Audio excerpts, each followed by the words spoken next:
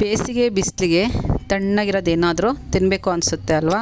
ಅದಕ್ಕೆ ಮನೆಯಲ್ಲೇ custard fruit ಮಿಕ್ಸ್ನ ಮಾಡೋದು ಹೇಗೆ ಅಂತ ಈ ವಿಡಿಯೋದಲ್ಲಿ ನೋಡೋಣ. ನಾನು ಅಕ್ಷತಾ, ಕೋಟೆನಾಡು ರೆಸಿಪೀಸ್ ಚಾನಲ್ಗೆ ಸ್ವಾಗತ.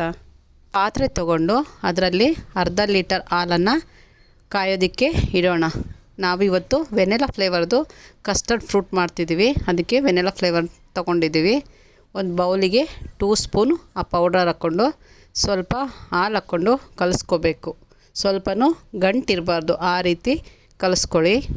ಹಾಲು ಬಿಸಿಯಾಗಿ ಕುದೀತಾ ಇದೆ. ಇದಕ್ಕೀಗ ವೆನಿಲಾದ್ದು ಕಲಿಸ್ಕೊಂಡಿದ್ವಲ್ಲ ಅದನ್ನ ಹಾಕ್ಬಿಟ್ಟು ಗೂರಾಡ್ತಾ ಇರಬೇಕು. ಗೂರಾಡ್ತಾ ಇರಲಿಲ್ಲ ಅಂದರೆ ಗಂಟು ಬಿದ್ದುಬಿಡುತ್ತೆ. ಈಗ ಇದಕ್ಕೆ 2 ಸ್ಪೂನ್ ಅಥವಾ 3 ಸ್ಪೂನ್ ಸಕ್ಕರೆ ಹಾಕ್ಕೋಣ.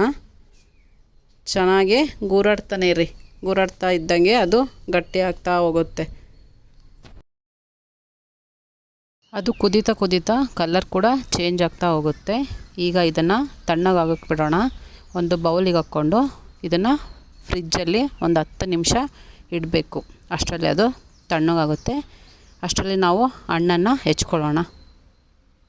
ನಮಗೆ ಯಾವ ಹಣ್ಣು ಇಷ್ಟನೋ ಆ ಹಣ್ಣು ಹಾಕ್ಕೋಬೋದು. ನಾವಿವತ್ತು ದಾಳಿಂಬೆ, ಬನಾನಾ, ಆ್ಯಪಲ್ ಮತ್ತು ದ್ರಾಕ್ಷಿ ಎಲ್ಲ ಒಂದೊಂದು ಬೌಲ್ ತೊಗೊಂಡಿದ್ದೀವಿ. ಮತ್ತು ಸ್ವಲ್ಪ ಡ್ರೈ ಫ್ರೂಟ್ಸ್ನ ಆ್ಯಡ್ ಮಾಡ್ಕೊತಾ ಇದ್ದೀನಿ.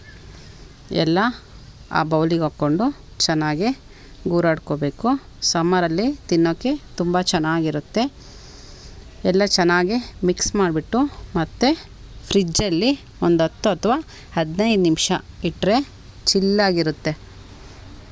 ಆದಷ್ಟು ಮನೆಯಲ್ಲೇ ಈ ಥರ ಮಾಡಿಕೊಂಡು ಬೇಸಿಗೆಯಲ್ಲಿ ತಿನ್ನಬೇಕು. ದೇಹ ತಂಪಾಗಿ ಕೂಡ ಇರುತ್ತೆ. ನೋಡಿ ಹೇಗೆ ಬಂದಿದೆ. ಇಷ್ಟು ಗಟ್ಟಿ ಇದ್ದರೆ ಸಾಕು.